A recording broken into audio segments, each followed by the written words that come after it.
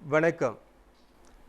இன்று புதுமைகள் செய்யும் தேசமிது என்ற பொருண்மையில் அமைந்த இயலில் 6ஆம் வகுப்பு பாடப்பகுதியில் உள்ள வேலு நாச்சியாரின் வீரச் செயல்களை பற்றி பார்க்க இருக்கிறோம். முந்தைய பாட வகுப்பில் தாராபாரதியின் பாரதம் அன்றைய நாற்றாங்கால் என்னும் கவிதை பேழையில் பூமியின் கிழக்கு வாசலாக இந்தியா திகழ்கிறது என்றும், திருக்குறள் நமது நாடு அணிந்திருக்கும் ஆடை என்றும், கன்னியாகுமரி முதல் காஷ்மீரம் வரைக்கும் மக்கள் ஒன்றுபட்டிருந்தனர் என்பதையும், காளிதாசர் அம்பர் பாடல்கள் காந்தியின் அகிம்சை ஆகியவற்றையும் முன்வகுப்பில் கண்டோம். அதன் தொடர்ச்சியாக உரைநடை உலகத்தில் தமிழ்நாட்டில் காந்தி என்ற பாடப்பகுதியை பார்த்தோம். தாராபாரதியின் பாடலை இப்பொழுது காண்போம். புதுமைகள் செய்த தேசமிது, பூமியின் கிழக்கு வாசலிது. புதுமைகள் செய்த தேசமிது, பூமியின் கிழக்கு வாசலிது. தெய்வ வள்ளுவன் நெய்த குரல்தான் தேசம் உடுத்திய நூலாடை. மெய்களை போற்றிய இந்திய தாய்க்கு மெய் உணர்வென்கிற மேலாடை. புதுமைகள் செய்த தேசமிது, பூமியின் கிழக்கு வாசலிது. கன்னிக்குமரியின் கூந்தலுக்காக காஷ்மீர் தோட்டம் பூ தொடுக்கும். மேற்கு மலைகள் நதிகளை அனுப்பி கிழக்கு கரையில் நலம் கேட்கும். புதுமைகள் செய்த தேசமிது, பூமியின் கிழக்கு வாசலிது. புதுமைகள் செய்த தேசமிது, பூமியின் கிழக்கு வாசலிது என்ற பாடலை முன் வகுப்பில் கற்றோம். அந்த பாடல் வழியாக தேச ஒற்றுமையையும், தமிழ் புலவர்களின் பெருமையையும், காந்தியின் அகிம்சை ஒற்றுமையையும் கண்டு வாழ்க்கையில் பின்பற்ற வழிகாட்டினோம். அதனைத் தொடர்ந்து தமிழ்நாட்டில் காந்தி. காந்தி என்றவுடன் நமக்கு நினைவுக்கு வருவது இந்திய விடுதலைக்காக போராடியவர், பெண் விடுதலைக்காக போராடியவர், மகாத்மா, தேசத்தந்தை என்றும் எளிமையாக வாழ்ந்தவர், பல போராட்டங்களை சந்தித்தவர் என்றெல்லாம் பார்த்திருப்போம். ஆனால் காந்தி தமிழகத்திற்கு வந்து அவர் செய்த புதுமைகளை பார்த்தோம். அவற்றில் ஒரு சிலவற்றை இப்பாடப்பகுதியில் நினைவு கூர்வோம். முதலாவதாக 1919ஆம் ஆண்டு தமிழகம் வந்த காந்தி ராஜாஜி அவர்களின் இல்லத்தில் சென்னையில் வைத்து ரவுலட் சட்டம் எதிர்ப்பு குறித்து கருத்தரங்கு கூட்டத்தினை நடத்திய பொழுது அங்கு வருகை தந்த நம் கவிஞர் பாரதியாரை சந்திக்க நேரிட்டது. அவரை சந்தித்த பின்னர் இவர் யார் என்று ராஜாஜியிடம் கேட்க, இவர்தான் எங்கள் தமிழ்நாட்டின் கவிஞர் பாரதியார் என்று கூறினார். பாரதியாரின் பேச்சாற்றலை மிகவும் ரசித்து பார்த்த காந்தி, இந்த கவிஞரை நாம் அனைவரும் பாதுகாக்க வேண்டும் என்று கூறினார். தமிழ் கவிஞர்கள் மீதும் தமிழ் மொழியின் மீதும் காந்தி கொண்டிருந்த பற்றுதல் இதன் வழி நமக்கு அறியப்பட்டது. 1921ஆம் ஆண்டு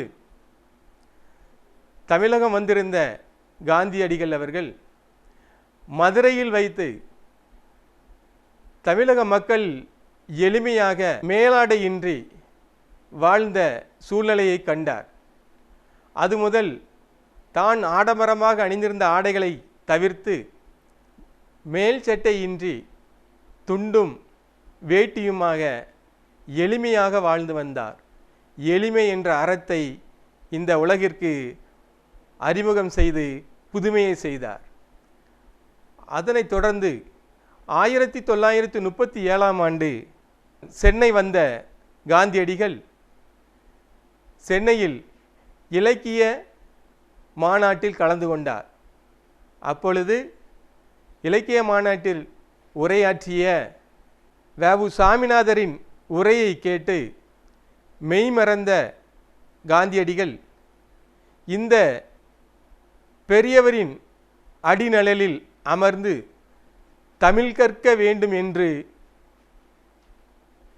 உணர்ச்சி பொங்க கூறினார் காந்தியடிகள். அத்தகைய மொழிப்பற்று, தமிழ் மொழியின் மீது அவருக்கு இருந்த பற்று மேலும் நமக்கு ஒரு புதுமையை சேர்த்தது. இவ்வாறு காந்தியடிகள் தமிழகத்தில் செய்த புதுமைகளை கடந்த பாடத்தில் பார்த்தோம். அதன் தொடர்ச்சியாக இப்பொழுது வேலு நாச்சியார் குறித்த விரிவான பகுதியை காண இருக்கிறோம். விரிவான பகுதி மாணவர்களுக்கு கொடுக்கப்படுவது ஏன் என்றால், மாணவர்களின் படைப்பாற்றல் திறன், எழுத்தாற்றல் திறன் மற்றும் நடிப்பாற்றல் திறன், கற்பனை வளர்ச்சி, சொற்களஞ்சிய பெருக்கம் ஏற்படுவதற்காக இப்பாடப்பகுதி அமையப்பெற்றுள்ளது. வேலு நாச்சியார் அவர்கள் ராமநாதபுரத்தில் பிறந்து வளர்ந்தவர். அப்பொழுது ஆங்கிலேயர்கள் நம் நாட்டை ஆண்டு கொண்டிருந்தார்கள். வணிகம் செய்வதற்காக வருகை தந்த ஆங்கிலேயர்கள் சிறிது சிறிதாக நமது நாட்டை கைப்பற்றினர். அவர்களை எதிர்த்து போரிட்டவர்கள் பலர், வெற்றி பெற்றவர்களோ சிலர். அத்தகைய வெற்றி வீராங்கனைகளுள் ஒருவரான வேலு நாச்சியார் பற்றி இப்பொழுது காண்போம். ராமநாதபுரத்தை ஆட்சி செய்த செல்லமுத்து மன்னரின் ஒரே மகள் வேலு நாச்சியார். வேலு நாச்சியார் தாய்மொழியாகிய தமிழ் மொழி மட்டும் அன்று ஆங்கிலம், பிரெஞ்சு, உருது ஆகிய மொழிகளையும் முறையாக கற்றறிந்தவர். அவர் சிலம்பம், குதிரையேற்றம், வாள் போர், வில் பயிற்சி ஆகியவற்றிலும் முறையாக தேர்ச்சி பெற்றவர். சிவகங்கை மன்னர் முத்துவடுகநாதரை மணந்து மகிழ்ச்சியாக வாழ்ந்து வந்தார். காளையார் கோவிலில் நடைபெற்ற போரில் முத்துவடுகநாதர் ஆங்கிலேயரால் நயவஞ்சகமாக கொல்லப்பட்டார். சிவகங்கை இவர்கள் கையை விட்டு சென்று விட்டது. வேலு நாச்சியார் அவர்கள் சிவகங்கையை எப்படியாவது மீட்போம் என்று உறுதி பூண்டார். அதன் காரணமாக திண்டுக்கல் கோட்டையில் தங்கி அங்கு ஒரு படையை திரட்டி அவர்களுக்கு பயிற்சி அளித்து வந்தார். 8 ஆண்டுகளுக்கு பின்னர் திண்டுக்கல் கோட்டையில் ஒரு ஆலோசனை கூட்டத்தை கூட்டினார். கூட்டத்தின் நடுவே வேலு நாச்சியார் அமர்ந்திருந்தார். அவரை சுற்றிலும் அமைச்சர் தாண்டவராயர், பெரிய மருது, சின்ன மருது, ஒரு சில குறுநில மன்னர்களும் அமர்ந்திருந்தார்கள். அப்பொழுது வேலு நாச்சியார் சிவகங்கையை இழந்து 8 ஆண்டுகள் ஆகிவிட்டது என்று வருத்தமுற தன் குரலில் கூறினார். அமைச்சர் தாண்டவராயரோ, அரசியாரே, கவலை கொள்ளாதீர்கள், சிவகங்கையை மீட்கும் நாள் நெருங்கிவிட்டது என்றார். இதைத்தான் நான் எதிர்பார்த்து கொண்டிருக்கிறேன் என்று வேலு நாச்சியார் கூறினார். அப்போது வெளியில் பெரும் ஆரவாரத்துடன் கூடிய சத்தம் கேட்டது. அதனை கேட்டவுடன் வேலு நாச்சியார், மைசூரிலிருந்து ஐதர் அலியின் படை வந்துவிட்டது என்று நினைக்கிறேன் என்று கூறினார். அப்பொழுது வாயிலில் வந்து ஒரு வீரன், அரசியாரே வணக்கம், மைசூரிலிருந்து 5000 குதிரைப்படைகள் வந்திருக்கின்றன என்று கூறினார். மிக்க மகிழ்ச்சி, அவர்களை ஓய்வெடுக்கச் சொல்லுங்கள், பின்னர் வந்து பார்க்கிறேன் என்று வேலுநாச்சியார் கூறினார். அப்போது அமைச்சர் தாண்டவராயர், மைசூர் மன்னர் ஐதர் அலி கண்டிப்பாக நமக்கு உதவி செய்வார் என்பது எனக்கு முன்கூட்டியே தெரியும் என்றார். அது எப்படி தங்களுக்கு தெரியும் என்று வேலுநாச்சியார் கேட்டார். அப்பொழுது அமைச்சர் தாண்டவராயர், நாம் இருவரும் மைசூர் சென்று ஐதர் அலியை நேரில் சந்திக்கும் பொழுது தாங்கள் அவரிடம் உருது மொழியில் பேசினீர்கள். அப்பொழுது ஐதர் அலியின் முகம் மகிழ்ச்சியாக காணப்பட்டதை நான் கண்டேன். அது முதல் அவர் உறுதியாக உதவி செய்வார் என்பதை நான் புரிந்து கொண்டேன் என்றார் அமைச்சர் தாண்டவராயர். அப்போது இன்னமருது, அரசியாரின் பன்மொழி திறனால் நமக்கு நன்மையே விளைந்திருக்கிறது என்று கூறினார். ஆம், நம் படை வீரர்களுடன் மைசூர் மன்னரின் 5000 குதிரைப்படைகளும் சேர்ந்துவிட்டன. இன்றே சிவகங்கையை நோக்கி படையெடுத்தால் ஆங்கிலேயர்களை விரட்டி அடித்து விடலாம் என்று பெரிய மருது கூறினார். வேலுநாச்சியாரோ, என் கணவர் கொல்லப்பட்டது காளையார் கோவில், அதனால் முதலில் காளையார் கோவிலை கைப்பற்றுவோம், அதன் பின்னர் சிவகங்கையை மீட்போம் என்று கூறினார். மறுநாள் காளையார் கோவில் நோக்கி வேலுநாச்சியாரின் படைகள் புறப்பட்டது. ஆண்கள் படைப்பிரிவுக்கு மருது சகோதரர்களும் பெண்கள் படைப்பிரிவுக்கு குயிலியும் தலைமையேற்று சென்றனர். கடுமையான காளையார் கோவில் போரில் ஆங்கிலேயர் படையும் வேலுநாச்சியார் படையும் கடுமையாக மோதிக்கொண்டது. இறுதியில் ஆங்கிலேயர்கள் விரட்டி அடிக்கப்பட்டார்கள். வேலுநாச்சியார் படை வெற்றி கண்டது. காளையார் கோவிலை கைப்பற்றினார்கள். காளையார் கோவில் கைப்பற்றப்பட்டு விட்டது அரசியாரே, நாளையே சிவகங்கையை நோக்கி படையெடுப்போம் என்று பெரிய மருது கூறினார். அவசரம் வேண்டாம், இப்பொழுது சென்றால் சிவகங்கை கோட்டை கதவுகள் அடைக்கப்பட்டிருக்கும். வருகிற விஜயதசமி அன்று சென்றால் கோட்டைகள் திறக்கப்படும். நம் படை உள்ளே சென்று அவர்களை தாக்குவதற்கு வசதியாக இருக்கும் என்று கூறினார் வேலுநாச்சியார். அப்போதும் காவல் அதிகப்படியாக இருக்குமே என்று சின்ன மருது கூறினார். அதை கேட்ட வேலுநாச்சியார், விஜயதசமி அன்று சிவகங்கை கோட்டைக்குள் பெண்களுக்கு மட்டுமே அனுமதியும் உண்டு. ஆதலால் நம் பெண் படை வீரர்கள் மாறு வேடத்தில் கூடையில் பூக்கள், பழங்கள் ஆகியவற்றுடன் ஆயுதங்களை மறைத்து வைத்துக்கொண்டு சிவகங்கை கோட்டைக்குள் சென்று விடுவார்கள். அங்கு சென்று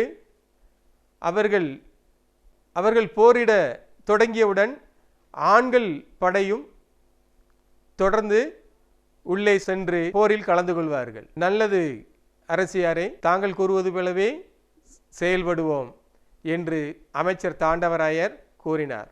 மேலும் ஒரு செய்தி அரசியாரே, உடையாள் என்ற பெண்ணை ஆங்கிலேயர்கள் தங்களை அடையாளம் காட்டும்படி வற்புறுத்தியுள்ளனர்.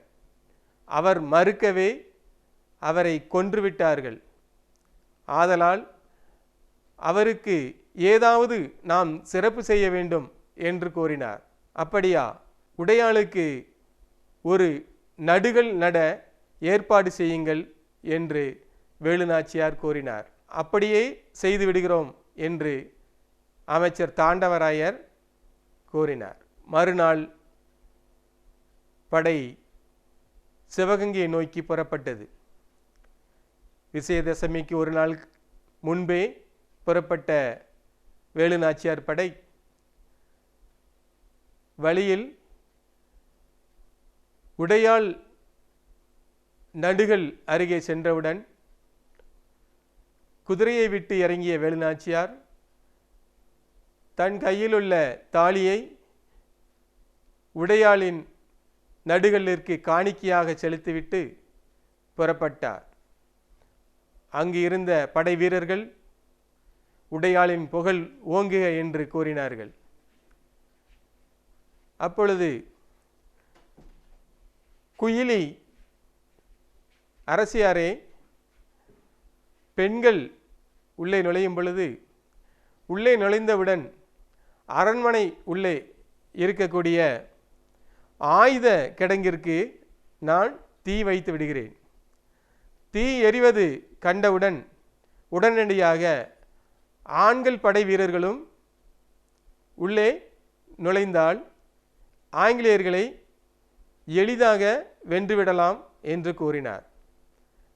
அப்படியே செய்வோம் என்று புறப்பட்ட படை வீரர்கள் உள்ளே சென்ற சிறிது நேரத்திலேயே ஆயுத கிடங்கில் தீ பற்றி எரிந்தது. கோட்டைக்கு உள் கூச்சல் குழப்பம் ஏற்பட்டது. ஆங்கில படையினர் உள்ளே சென்றனர். ஆங்கிலேயர் படைக்கும் வேலுநாச்சியார் படைக்கும் கடுமையான போர் நடைபெற்றது. இறுதியில் ஆங்கிலேயர்கள் தோற்கடிக்கப்பட்டு கோட்டையை விட்டு ஓடிவிட்டனர். சிவகங்கை மீட்கப்பட்டது. அனைத்து படை வீரர்களும் வெற்றி வெற்றி என்று முழக்கமிட அதனை கேட்ட வேலுநாச்சியார் இந்த வெற்றிக்கு காரணமான குயிலி எங்கே என்று வினவினார். அப்பொழுது அங்குள்ள படை வீரர்கள் குயிலி தன் உடம்பில் தீயை வைத்து கொண்டு ஆயுத கிடங்கில் குதித்து விட்டார் என்று கூறினார்கள். இதனை போன்று பாஞ்சாலங்குறிச்சியில் நடைபெற்ற போராட்டத்திலும் நீங்கள் பார்த்திருப்பீர்கள். ஆங்கிலேயர்களின் பீரங்கி படைக்குள் சுந்தரலிங்கம் வெடிகுண்டை பறித்து கொண்டு குதித்து தன்னையும் அழித்து கொண்டு ஆங்கிலேயர்களின் பீரங்கி படையும் அழித்தார் என்பதை, இவ்வாறு தமிழர்கள் நாட்டுக்காகவும் நாட்டு மக்களுக்காகவும் தங்களை உயிர் தியாகம் செய்து கொண்டு வாழ்ந்து கொண்டுதான் இருக்கிறார்கள் இன்றளவும். இப்பொழுதும் எல்லை போரில் நடைபெற்ற போர்க்களத்தில் நம் இந்திய படை வீரர்கள் பலர் மாண்டனர். 20 படை வீரர்கள் கொல்லப்பட்டுள்ளார்கள்.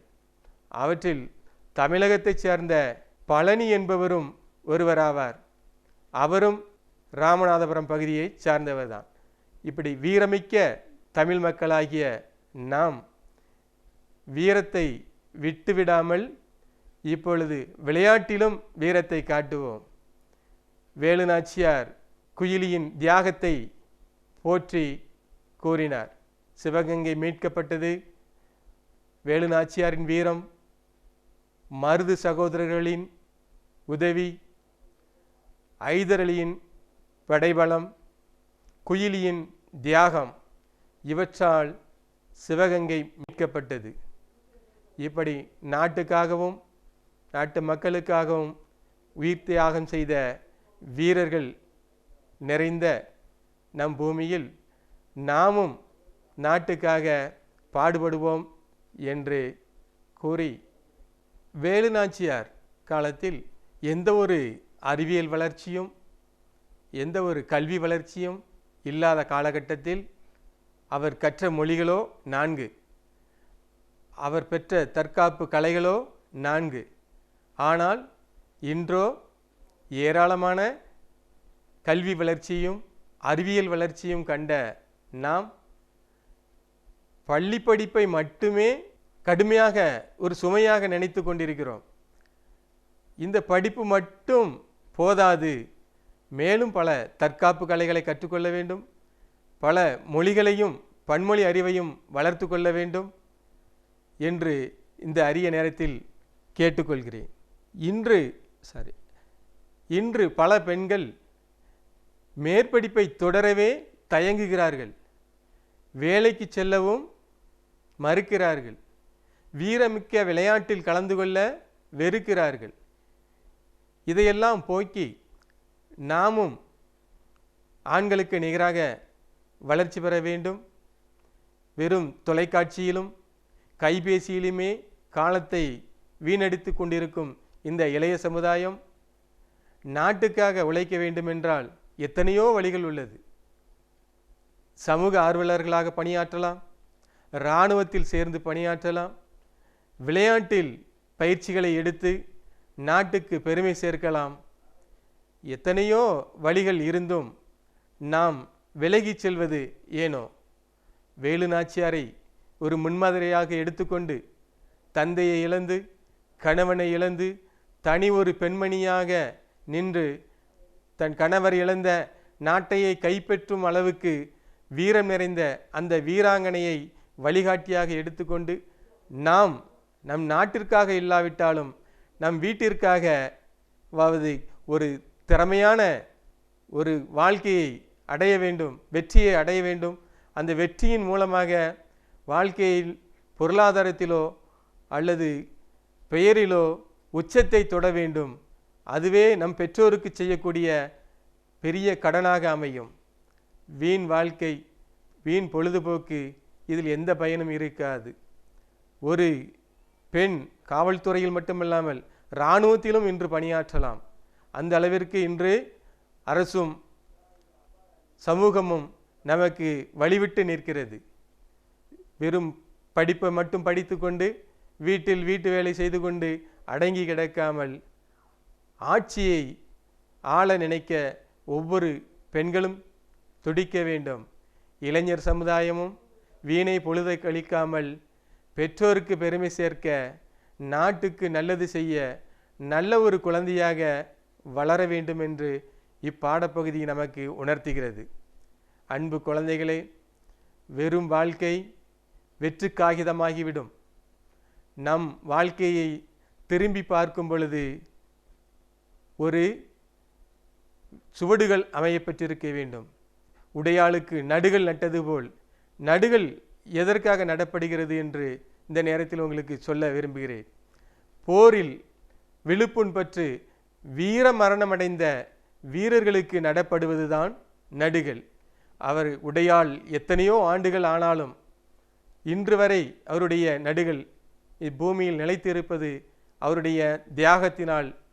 நாமும் நிலைத்திருக்க வேண்டுமென்றால் வரலாற்றை படிப்பதோடு விட்டுவிடாமல் நாம் வரலாறை படைக்க வேண்டும் என்ற எண்ணத்தை நீங்கள் வளர்த்து கொள்ள வேண்டும்.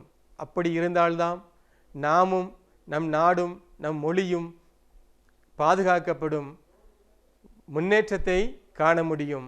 நாம் எத்தனை ஆண்டுகள் வாழ்ந்தோம் என்று கூறுவதை விட என்ன சாதனை படைத்தோம் என்பதை இப்பூமிக்கு விட்டு செல்ல வேண்டும். வேலு நாச்சியார் 1730 முதல் 1796 வரை வாழ்ந்தவர். அந்த இடைப்பட்ட காலத்தில் எத்தனையோ சோதனைகளை சந்தித்தவர். 1780ஆம் ஆண்டு சிவகங்கையை மீட்டெடுத்தார். அவருடைய வாழ்க்கையில் நடந்த நிகழ்வுகளை இதுவரை கண்டோம். இப்பொழுது இதுவரை பார்த்ததை நினைவூட்டும்படியாக ஒரு சிறிய கலந்துரையாடலை வைத்துக்கொள்வோம். நாம் மனதில் நிறுத்த வேண்டியது 5 ஊர் பெயர்கள். 1 ராமநாதபுரம், 2 சிவகங்கை,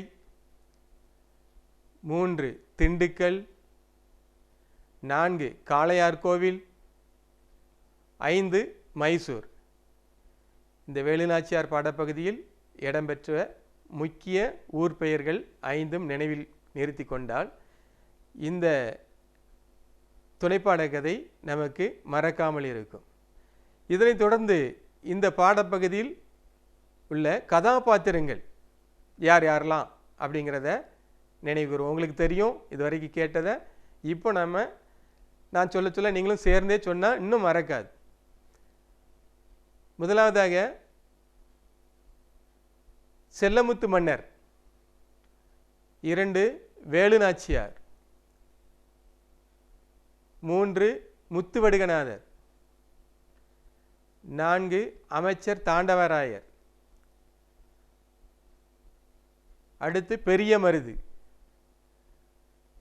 அடுத்து சின்ன மருது, அடுத்து குயிலி, அடுத்து மைசூர் மன்னர் ஐதர் அலி, அடுத்து உடையாள். இவர்களுடைய பெயர்களை, இந்த 9 கதாபாத்திரங்களின் பெயர்களையும் மனதில் நிறுத்தி கொண்டால் நீங்கள் இந்த பகுதியை எந்த இடத்தில் வேண்டுமென்றாலும் தனியாக உரையாற்றலாம். அந்த அளவிற்கு மறக்காமல் இருக்கும். இது தொடர்பான கேள்விகளை நான் கேட்கிறேன், அதற்கான பதிலை கூறுங்கள். முதலாவதாக, ராமநாதபுரத்தை ஆட்சி செய்த மன்னர் யார்? செல்லமுத்து மன்னர். வேலுநாச்சியார் கற்றறிந்த மொழிகள் எவை? தமிழ், ஆங்கிலம், பிரெஞ்சு, உருது. வேலுநாச்சியார் அவர்கள் கற்ற தற்காப்பு கலைகள் எவை? சிலம்பம், குதிரையேற்றம், வாள்போர், வில் பயிற்சி. அடுத்து, சிவகங்கையை ஆண்ட மன்னரின் பெயர் என்ன? முத்துவடுகநாதர். அடுத்து, வேலுநாச்சியாரின் அவையில் அமைச்சராக இருந்தவர் பெயர் என்ன? தாண்டவராயர்.